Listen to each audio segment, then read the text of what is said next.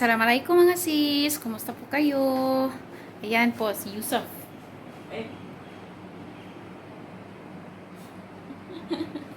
Ayan, lumaki na po talaga siya mga sis. May mga nagtatanong, lumaki na daw yung anak ko. Siyempre po 4 years na po ang nakalipas. So, maglilinis po ako mga sisi. Umaga na dito. Ayan. So, ino-open na ng asawa ko yung bintana. Umuulan.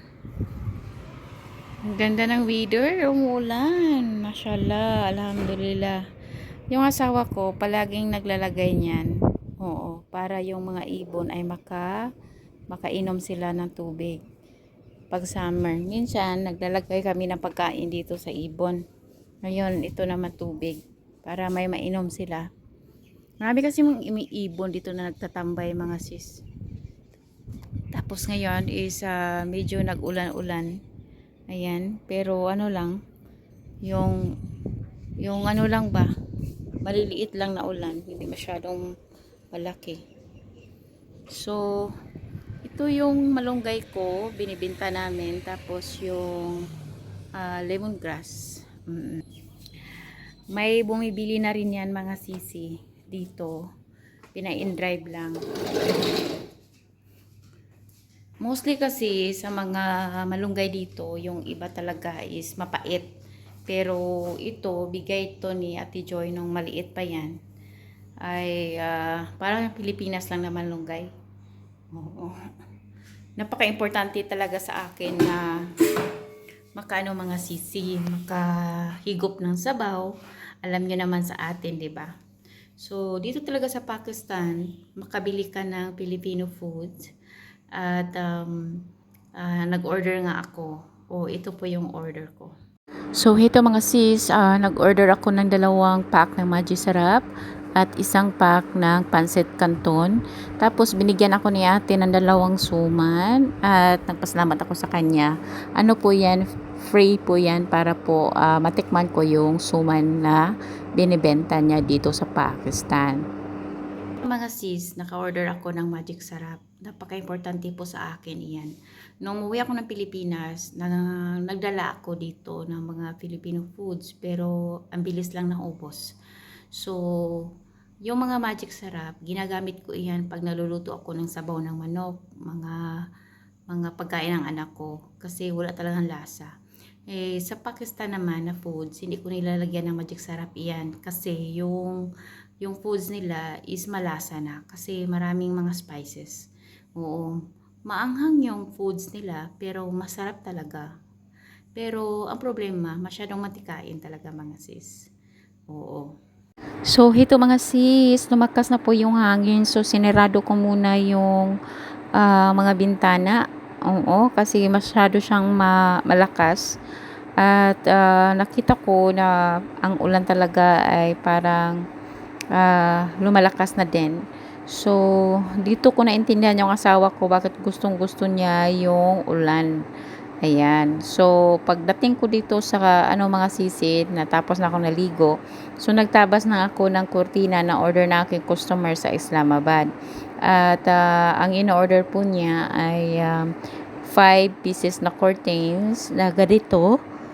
At 2 gray at 2 set na bedsheet. So, agad ko itong tinatrabaho kaninang umaga.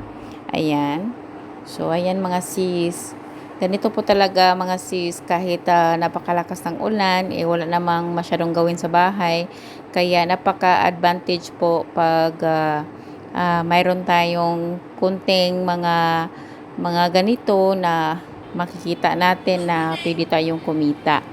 Ayan. So, si Mr. naman ay nasa loob lang, nagtuturo kay Yusef. So, ito po yung natapos ko na kurtina na na-deliver ko na po ito.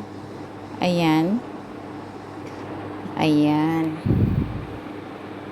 So, hayan ang mga sisi. So, marami po sigurong mga Pilipina ngayon na nakipagrelasyon ng mga Pakistani, nakipag-LDR. Marami na ding nagmi-message sa akin.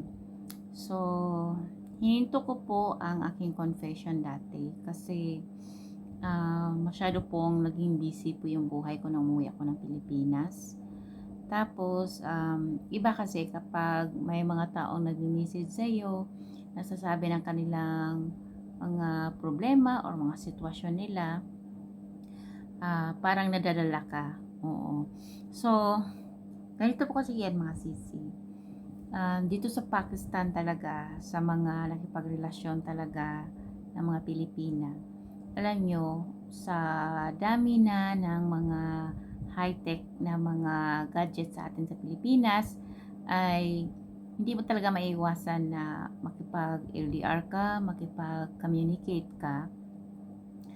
Iba kasi, hindi kasi pareho yung utak ng mga tao.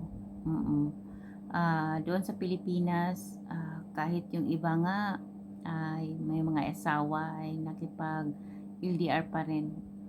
May mga ganyan talaga. So, marami ding nag-LDR na ang tagal-tagal na hindi pa sila nagkikita. Alam niyo po mga sisi, kapag ang nakipagrelasyon po ninyo ay gusto talaga nilang kayo ang pupunta dito sa Pakistan. Okay? So, marami naman kami dito mga Pilipina, mga sis. Iba-iba yung mga story namin sa buhay nang dumating kami dito sa Pakistan. Sa lahat po ng mga aking mga solid viewers talaga ay wala po akong tinatago sa kanila. Sinasabi ko po sa kanila yung experience ko dito dati. Kung ano yung mga pinagdaanan ko. Kasi ang buhay ng tao talaga ay hindi talaga pare-pareho. CC is 1:14 AM na po dito. Ayan. Ayan. 1:14 AM na dito. May tinatawag kasi ako mga sis. Ito. At ito. Kasi, alam nyo mga sisi, kapag may ano ka, pag mananahi, gaya ko, ay may mga customer. So, hindi lang po talaga ito pera-pera. Kailangan talaga tapusin namin kasi responsibility ko din na tapusin ito kasi tinatanggap ko. Ang nangyari is nasisira yung schedule ko. Lesson learned na din ito para sa akin kasi mayroon kasi akong kapitbahay dito na lokal na customer, okay? So, humingi sila sa akin ng favor, ganun, na nahirapan akong magpaintindi sa kanila na booking yung pagtanggap ko ng tahi.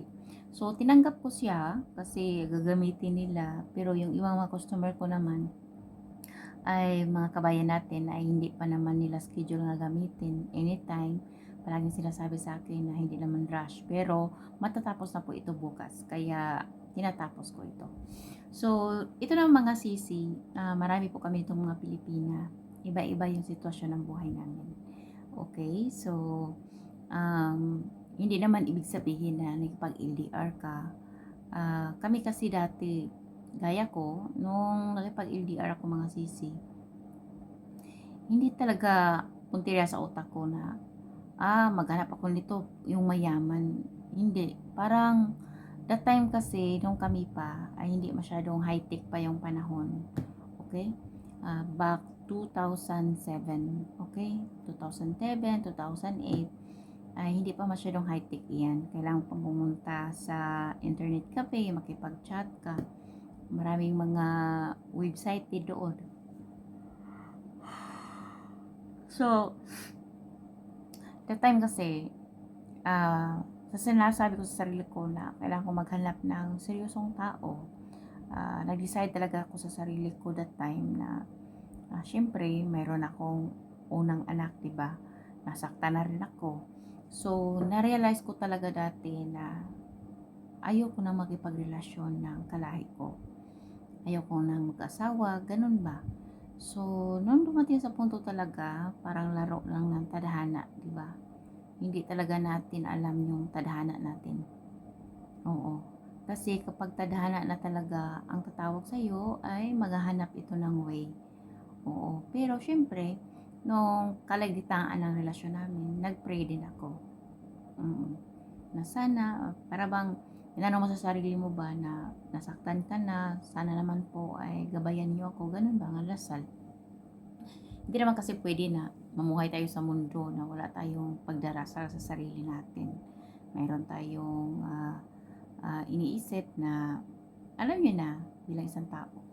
So, ngayon, ang dami na nangyari. Marami vlogger din na may ibang lahi na relasyon. So, napaka-advantage po sa iba na makikita ninyo yung mga lugar, lalo na kung yung karelasyon ninyo ay dyan na country, so may mga vlogger dyan, so at least nakikita inyo yung mga lugar, mayroon kayong mga idea.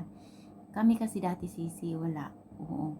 Noong una, wala pang mga vlogger noon, kasi nga, yung mga cellphone, wala pang mga video. Okay? Yung iba, nagiging vlogger kasi yung ano nila, yung bang, mayroon silang camera, ina-upload sa YouTube. Hindi ko nga alam dati na ang YouTube pala mayroong sahod-sahod, ganun ba?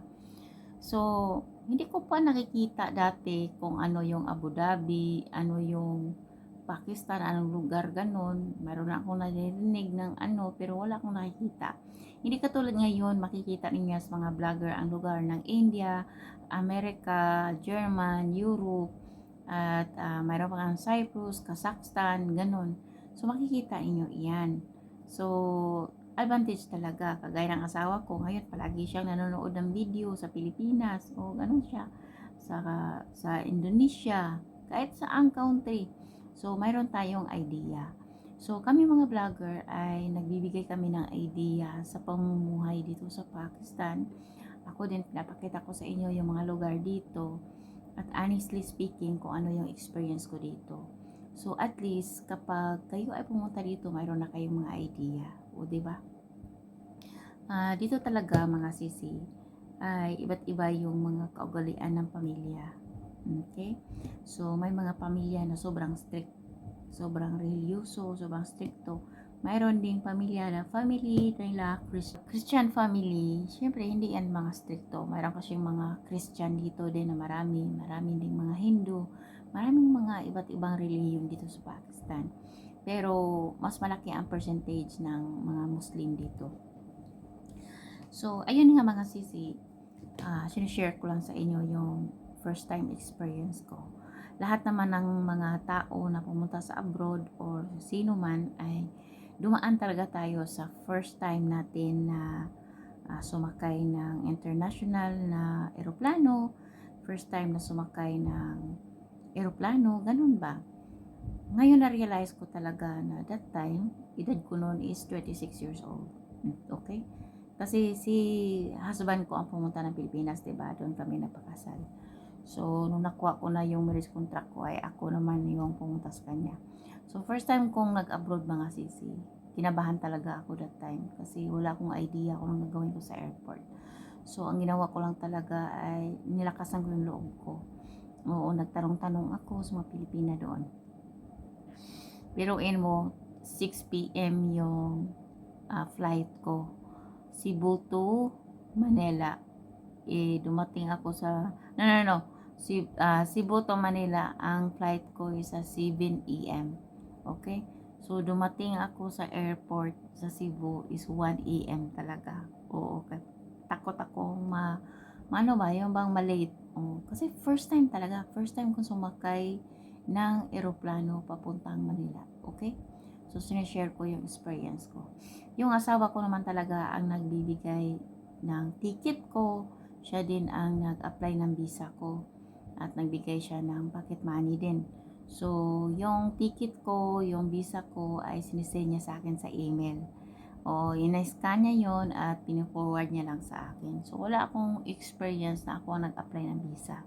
Siya talaga ang nag-apply ng visa namin ng anak ko. Ganun ba? Kahit sa simula pa lang. So, nung sumakay na ako papuntang Manila, mga sisi, jet lag talaga ako.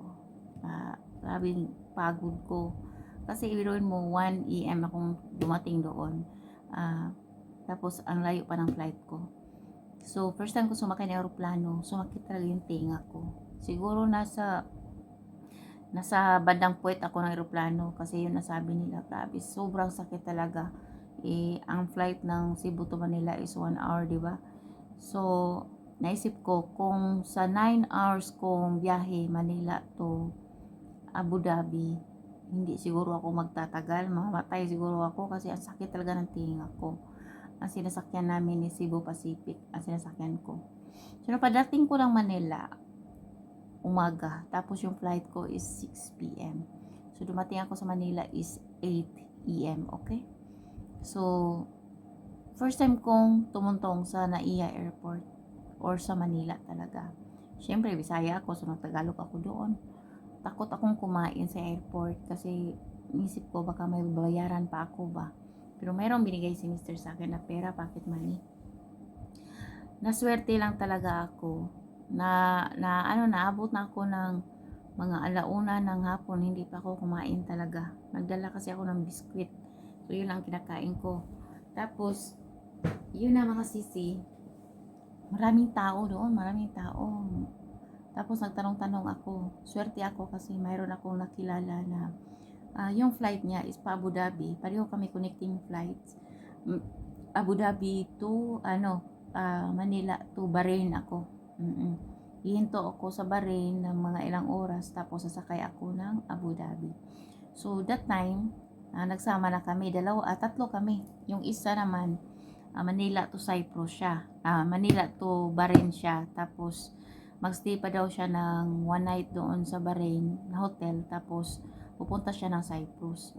So, sama-sama kaming tatlo. Sabi niya, kumain ka na ba? Tapos sabi ko, hindi pa. Kasi natatakot nga akong bumili mga sisi. Baka may babayaran pa ako doon after ko mag-check-in. Kasi yun ang sabi nila. Sabi niya, magkano ba ang pira mo? Kumain ka. Mayroon naman Jollibee doon. So, nung kumain ako, naggastos ko is 200 lang. Tapos no, ginagayda nila ako. Nag-check-in ako, ganun. Nung pagpasok ko na talaga doon sa gate, huminto na kami doon. Naghintayan kami ng oras namin na mag-flight. Grabe ang kaba ko talaga nung sakay ako ng aeroplano. Pero nandun kasi sila, tapos sa window ako banda. Hindi ako nakatulog talaga mga sisi. Hinintay ko talaga, yung mata ko talaga. Parang naghintay lang akong dumating. Ilang oras ko papuntang Bahrain. So, nag-imagine ako that time, nung pumunta ako ng Abu Dhabi, nag-imagine ako yung bahay, ganun, hindi ko pa alam talaga, walang idea ba. Oo. So, nung dumating ang kami ng Bahrain, first time ako nakakita ng mga ibang lahi, okay? Yung mga may maraming mga Pakistani, mga Bahraini. Tapos, first time kong nakaamoy ng yung ibang amoy nila, yun bang napaka yung amoy na parang papasok sa tiyan mo na parang kang maduduwal. Malakas na amoy. Sabi ko, bakit ang baho? First time ko kasi. Kaya yun, nagganon ako. Sabi ko, natawa yung isang babae kasi nagbakasyon lang pala siya sa Pilipinas. Oo, parang older lang siya sa akin ng mga ilang taon. 30 plus siya ako. That time is 26. So, nung sumakay na kami, siyempre, ibang lahi na yung namin. Kaming dalawa talaga, nasa likod siya sa akin nung Pilipina, tapos ako. Tapos, naghintay na rin ako ng ilang oras papunta doon. Hindi talaga ako natulog. Oo, grabe talaga. Jet lag ako that time. Nung dumating ako sa Abu Dhabi, syempre, pagdating sa Abu Dhabi, yun, matatakot ka talaga kasi first time, kailangan mong kunin yung bagahe mo, tapos sasakay ka pa ng bus, ganun ba? Oo, kasi transfer ka pa sa ibang airport o saan ba yun? Tapos sasakay ka na naman ng bus. Pagdating doon, yun, punta na naman kayo doon, kukuha na naman kayo ng bagahe ninyo doon. Una pala, nung bababa kami, sasakay kami ng bus. Tapos, pagdating namin doon, napunta kami sa parang lugar doon sa Abu Dhabi na airport, tapos kukuha kami ng mga bagahe. So, doon, kinabahan na talaga ako. Saan ko makita yung asawa ko? Doon, nakita ko siya kasama yung kaibigan niya. So, first time namin nagsama talaga sa Abu Dhabi that time, 2012. December iyon. Nung pumunta na, dumating na kami doon, kasama yung best friend niya, gamit yung sasakyan. Okay? So, nung dumating kami doon sa flat, kasi yung asawa ko, may free accommodation siya, pero nag-rent siya ng kwarto. Ang may-ari ng flat is a Pakistani family. Oo, para siyang mayroon ding isang kwarto na pinarentahan nila. Ang nagrenta is Indian. Mayroong isang anak, bago pang mag-asawa. So, nandun kami, dumating ako talaga sa 1 a.m. Oo, 1 a.m. ako dumating sa Abu Dhabi. Grabe talagang pagod ko, namumutla. Iwan ko, para talagang napaka-inosente ba. So, nung dumating ako doon, ay flat. first time kong umakyat ng ganito pa lang yung Abu Dhabi. So, see, napaka-importante yan, napaka-advantage talaga ng mga tao ngayon kasi makakita sila ng lugar, kung ano yung makita yung ano sa paligid ng lugar na yan. So, swerte kayo kasi may mga vlogger na ngayon. So, that time, doon na, Pakistani family. So, yun na mga sisi, hindi ko expect na mga tao iba-iba, di ba? About sa damit. Oo, syempre, nagsuot ako ng damit ng pajama, tapos sleeveless. Tapos sabi ng asawa ko, huwag kang mag-sleeveless, ganun. So, yun na, nagsuot ako. Wala pa akong mga damit ng katulad sa dito sa Pakistan, wala pa talagang ganyan. Ano pa ako, mayroon pa akong batra ba. So, nag-sleeveless ako, pajama, tapos inaot ko yung batrap ko. Nung pumunta ko ng kusina mga sisi, kasi Pakistani family, di ba? Nagtaka talaga ako kasi yung kusina talaga napakagulo. Oh, ang gulo-gulo. Hindi sila naghugas sa gabi, tapos sa Abu Dhabi kasi, ang daming mga cockroach, yung maliliit na cockroach. Nataka ako. Tapos sabi ng Indian na babae, marunong siya mag-English, sabi niya, ganun ba talaga ang mga Pilipina? After kumain is maghugas. Naghugas ako sa kinainan namin ng mister. Tapos doon din sa kusina, isa lang kaming kusina sa pamilya ng Pakistani na may-ari ng flat. Tapos yung nag-rent din, iba-iba yung ano namin, burner namin sa gas. So doon nagluto ako. Nung nagluto ako mga sisi, hindi ko pa alam na nung umaga, nagdala pa ako ng toyo mga sisi. Sus, hindi pala pwede magluto ng toyo mga sisi, lumabas lang lahat. Kasi exhaust, di ba? Tapos, timing din, dumating yung asawa ko sa duty niya. Galit na galit yung asawa ko mga sisi. Grabe, nag-air freshener ako. Hindi talaga nawala ang amoy ng tuyo. Iwan ko, buong flat, nangangamoy, nagagalit yung may-ari. So, yun na, sabi ko hindi na mauulit. So, after that, hindi na talaga ako nagluto ng tuyo, mga sis. Oo, tapos, syempre, first time namin nasama ng asawa ko. Hindi ko pa alam kung ano yung luto nila, ganun ba? Napaka-inosente pa talaga. Lutuan ko lang siya ng luto natin. Tapos, para siya na umay. So, yun na, nagre-research ako sa YouTube kung ano yung mga pagkain ng Pakistani. Breakfast nila, sinabi niya sa akin, ganito, ganyan. Tapos, ang hindi ko lang talaga nasing ayunan, kapag kasama mo pang lahi. One morning, pagising ko kasi gumawa ako ng breakfast. May nakita akong dalawang fridge. Ang yung fridge namin, nasa loob ng kwarto. Tapos, yung dalawang fridge sa kusina, sa Indian iyon at sa may-ari. Okay? So, may nakita akong nakakalat ng mga bread. Tapos sabi nung lalaki na may-ari na Pakistani, sabi niya, pulutin ko daw. Sabi ko, nagtaka ako. First time kasi may mga ganyan ba kasama. Sabi ko, bakit ako maglilinis? Bakit ko yung pulutin? Hindi naman sa akin yun. O diba? Kasi feeling mo kasi kapag ginagawa ko yun, nagkakalat sila, hindi nga sila naghuhugas. Kung ako maglilinis sa kusina, para akong katulong nila. O diba? So, bahala kayo sa buhay nyo. Ganun ang sabi ko sa asawa ko, rason ko. Siyempre, hindi asanay. Pangit naman din, no? Kung ako ang maglilinis, no? Sa kusina, siniswerte sila. Bahala kayo dyan. So, ang nililinis ko lang talaga is yung kwarto ko. Napakahirap talaga mag-adjust. So, ayun na nga mga sisi, naggalit yung may-ari kasi daw, hindi ko daw yun nilinis yung kusina. Sabi ko sa asawa ko, bakit ako maglilinis sa kusina? After ko magluto, naglilinis ako sa burner, naglilinis ako sa plato, ganun mga sisi pa, nag-aaris ako doon. Sabi niya, pinalampas ang asawa ko yun. Nung natulog na kami, nagtaka ako, bakit ang katikati ng likod ko?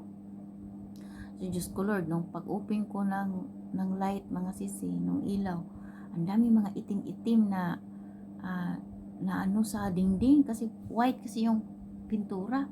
Daming surot. First time ko nakakita ng surot. Oo, kasi sa probinsya kami lumaki. Wala namang surot doon sa probinsya namin. Sa boarding house ko din sa city, wala namang surot. First time ko nakakita ng surot ko. Ano to? So, grabe. Ang dami kong kagat sa likod talaga at dito sa braso. Kaya yun, sabi ko sa kanya, hindi ako mabubuhay ng ganito. Kaya, na ano pala yun sa carpet, nilinis ang asawa ko, lahat, carpet, ganun. Hindi pa rin siya nawala. So, nagdesisyon ng asawa ko na, ano lang kami doon, 2 months. Desisyon ng asawa ko na babalik lang siya sa kanyang accommodation. Tapos mga sisi, nag-apply siya sa company niya na magiging free accommodation kami, na bibigyan kami ng family flat ng company. So, nag-apply siya. So, ang ginawa namin mga sisi, at mga 3 months din kami naghiwalay mga sisi. Hindi naghiwalay sa relasyon, accommodation ba. So, ako noon, nakahanap ako ng trabaho. 2 months pa ako sa Abu Dhabi, nakahanap pa ako ng trabaho doon. Tahi din, oo. Tahi yung na-applyan ko doon sa Abu Dhabi. Marami kasi mga Pilipina doon, tinulungan ako mga sisi. So, yun mga sisi, may free accommodation ng asawa ko. So, nag-rent ako ng bed space doon sa Abu Dhabi. Ang nabayaran namin is 700. 600 sana iyon. Dala na sa tubig, sa wifi. 700 dirhams. 600 dirhams sana yon dati. 2008. Okay? 2013. Oo, kasi December ako dumating, 2012 eh. 2013, ang accommodation dati bed space is 600 dirhams pa. So, ayun na mga sisi, doon ako kasi mga Pilipina. Partition lang siya. Oo, tapos nung dumating ako doon, walang kortina mga sisi. So, syempre, nasa shop ako nagtrabaho. So, ang ginawa ko, bumili ako ng tela, ginawa kong partition kasi para bang may privacy tayo ba. Sa isang partition, mayroong double deck. Okay? Double deck. Sa baba, isang Indiana yung nakatira doon. Sa taas, isang Pilipina. Tapos, yung asawa ko, ayaw niya, nasa double deck ako. So, kaya 700 kasi inabil namin yun ang space para sa double bed. Oo. Double bed na ano. Tapos, yun ang nangyari mga sisi. 700 binayad ni Mister. Ang hirap din mag-adjust. Oo. Kasi, syempre, Cebuana ako, Bisaya ako. Yung mga kasamahan ko is Tagalog. Naka-encounter talaga ako na may Tagalog din na mabait. Mayroon talaga doon dalawa na bully talaga sila. Bully sa mga Bisaya. Tapos, napakaano talaga, no? Sa kabilang partition, 4 sila. Kami din dito sa 3 lang kami kasi nga inabil ko yung space. Maliit lang kasi yung space mga sisi. Dapat talaga doon isa 2 lang, pero gusto na asawa ko is kunin yung isa doon na space. Bayaran na 700. Pumayag yung babae, Pilipina. Tapos isang burner lang doon. Oo. Isang burner lang, hindi, lutuan ba, hindi ka pwedeng mag ng gas doon kasi yung gas is attached. Grabe yung experience ko doon, nakasama kahit Pilipina yung kasama mo, may bully. Yung asawa ko after duty, kinuha niya ako sa shop. Tapos uuwi ako ng flat kasi punta kami ng office niya, tapos sa labas maglakad-lakad, kumain, sabay kumain, ganun ba. So, uwi ako ng 1 AM sa flat. Bawal ang asawa kahit lumapit sa pinto. Oo, bawal. Babae lang kasi doon. So, iba sila kasi kahit every Friday, Thursday night, kasi Friday kasi ang holiday doon. Thursday night ay pupunta kami ng Dubai ni Mister kasi nandun din ang anak ni Mister. Mayroon siyang sariling flat. Pumunta kami doon. Uuwi ako Friday night. Thursday night kami doon, tapos Friday night babalik kami kasi duty ko sa Torde. Palagi kang pinagdidiskitihan, ganun ba? Grabe talaga ang bully na naranasan ko sa flat na yun. Kaya sinabi ko kay Mister, ayaw ko doon. Oo. Kaya noon lumabas yung may free accommodation kami na flat, nakakuha kami ng family flat. Isang room lang, may hallway, may washroom, may kusina. So, yun, covered yun ng company ni Mister. Tapos, yung hallway, para siyang dining area, ginawa naming kwarto, pinarentahan namin ng mag-asawang Pakistani, na bagong asawang Pakistani. Oo, luckily napaka ano niya, napakabait at malinis din siya. Hindi naman lahat ng mga Pakistani mga sisi is dugyot. Lalo na yung mga professional at may kaya ay malinis talaga sila. So nagkaintindihan kaming dalawa, pero dahil kami ang may dala ng flat na yon, kaya ako talaga naglilinis sa kusina, ganun. At tapos yung Pakistani na pamilya ay share lang kami ng lutuan. Oo. Ano lang, hati lang sa gas. Ganun ba? So, ayun na mga sisi. Nabuntis ako doon, kaya na umuwi ako. Ganun talaga. Kapag first time ka pa talaga mga sisi, ay kailangan talaga malaman natin kung ano talaga yung mga lugar doon. Ang hirap talaga kapag makisama ka sa ibang lahi, kahit kalahi natin. Hindi ka talaga maiwas na mayroon talagang bully. Oo, ang baba ng tingin nila kapag Pakistani yung partner mo. Ganon. Tapos, plus, Bisaya pa ako. Luckily lang talaga mga sisi. Yung nakatrabaho ko doon sa Abu Dhabi is mababait yung mga Pilipino na tumulong sa akin doon. O, tapos may Bisaya din. Sila talaga tumulong sa akin. Meron talaga mga mababait din na mga tao. Pero hindi mo maiwasan, maka-encounter ka din ng mga tao na grabe maka-discriminate o mga bully, ganun ba. So, dahil bata pa, first time pa ako nun, hindi ko alam ang pasikot-sikot. Ngayon, wala na. Marami na mga experience at pinagdaanan. Kaya, yun talaga, first time kong naka-abroad, ganun na. Tapos, first time ko din nakapaghalumbilo sa ibang tao. Ganun talaga. Kaya, maswerte na talaga kayo ngayong mga mag-a-abroad. Marami na kayong mga idea kung anong gagawin ninyo dahil sa mga vlogger. Okay? So, dito sa Pakistan, sinishare ko sa inyo, lalo na sa mga tao din na gustong malaman kung anong meron dito. Oo, dito naman talaga sa Pakistan ay para lang sa Pilipinas. Oo, kahit sabihin ng iba ay sa poor country daw, ganon. Eh, kahit naman siguro sa ang bansa tayo mapunta, mayaman na bansa, hindi naman yung bigay sa atin ng pera. Tayo lang naman magtatrabaho para makasurvive ang pamilya, o diba? Sa Pilipinas, nagstay ako doon. Hindi nga ako makatanggap ng ayuda sa gobyerno. Dito rin sa Pakistan, parang buong pamilya talaga ay ginagawa ang lahat para makasurvive. Kaya yun lang talaga mga sisi. So, yun lang talaga ang aking share sa inyo pag first time pa. Lalo na pag-asawa tayo ng ibang lahi. Una talaga ay napaka-importante kapag nakapag-asawa tayo ng ibang lahi ay malaman natin kung ano yung pagkain na gusto nila. Tayo talaga mag-adjust. Babae kasi tayo.